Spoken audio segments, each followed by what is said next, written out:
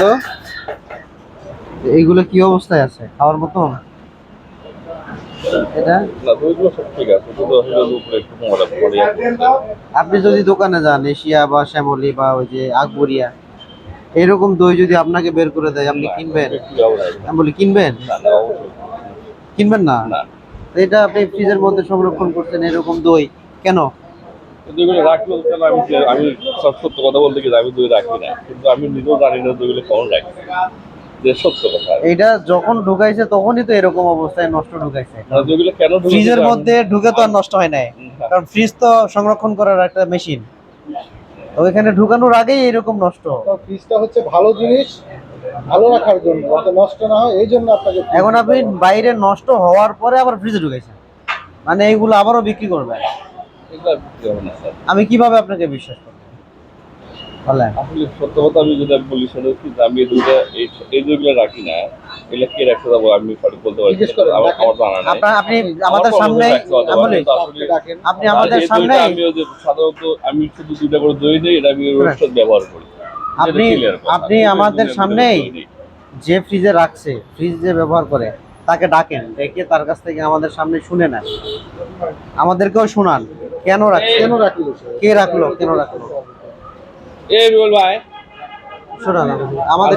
আসলে এই যে রান্নাঘরের অবস্থাগুলো দেখেন, এই আপনার এটা কি রকম রান্নাঘর দেখেন তো? রান্নাঘরের অবস্থাগুলো দেখেন। এই যে আপনার রান্নাঘরে যে এরকম পচা মিষ্টি, এটা কি রান্নাঘরের সাইজ? এভাবে রাখেন রান্নাঘরে? একদম মানে বাজে এইটা অবস্থা। কি রান্নাঘরের ফ্লোর?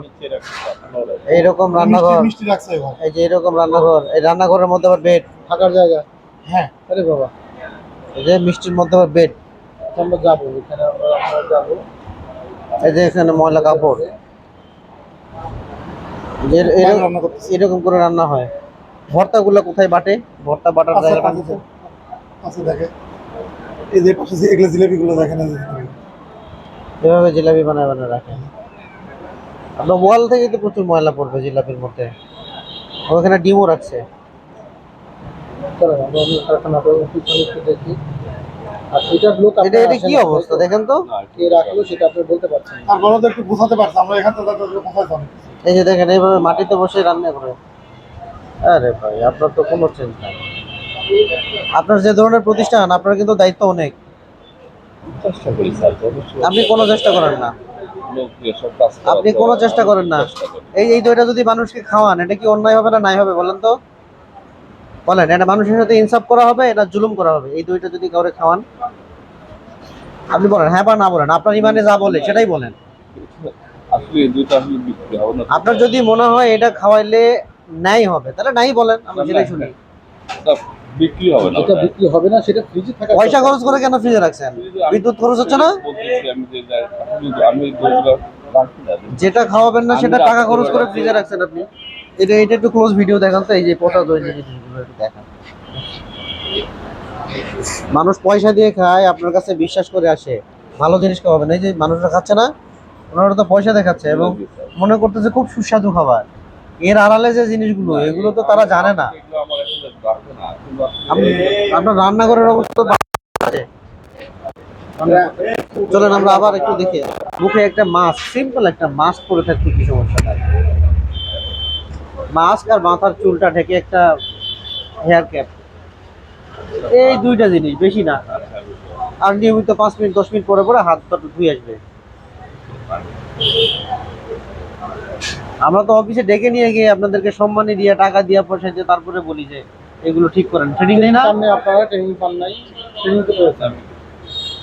গুরুত্ব দিতে হবে, না হলে গুরুত্ব দেওয়ার ব্যবস্থা করবো কিন্তু। মানে সব রাস্তায় জানা আছে, হয় ব্যবসা করবেন না বন্ধ হয়ে যাবে। এখন যদি মনে করেন যে আমাদের সাথে চ্যালেঞ্জ করতে চান, তাহলে বন্ধ হয়ে যাবে।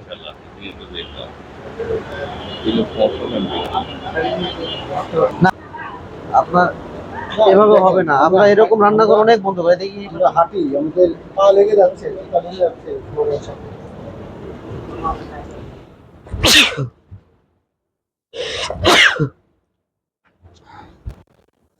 এই যে এইগুলো দেখি হয় নিরাপদ খাদ্য আইনে সর্বনিম্ন যাবে এরকম অস্বাস্থ্যকর। চেষ্টা করবো স্যার ইনশাআল্লাহ। আপনার কি মনে হয় এটা কি স্বাস্থ্যকর পরিবেশ মনে হচ্ছে বলেন তো? ঠিক আছে এরপরে না এসে আপনার কি মনে হয় এটা কি কি স্বাস্থ্যকর পরিবেশ বলা যায়? না, আমি যেটা বলছি সেটা একটু বলেন, এই পরিবেশটাকে কি স্বাস্থ্যকর পরিবেশ বলা যায়? দেখে এই বিষয়গুলো দেখা দরকার আছে যে যেখানেই যদি খাবার তৈরি হয় সেখানে এগুলা কি? এটা তো বাইরের মানুষ চলেন, আপনার তো শুধু হোটেল দেখে মানুষজন, আপনার রান্নাঘর তো কারো দেখার সুযোগ হয়নি কোনোদিন।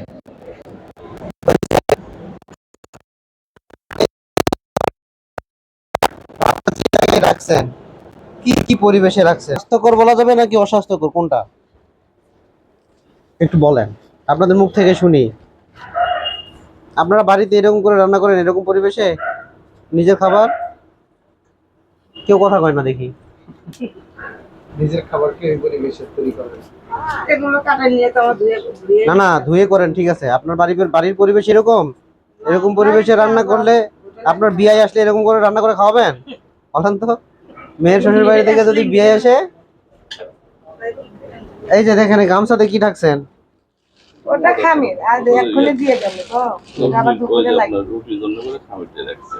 এটার মধ্যে কি বালতির মধ্যে ওরা যে ময়লা টয়লা রাখে মহল্লা যে এখানে মহল্লা, এখানে আবার একটা হোটেলে শুনেন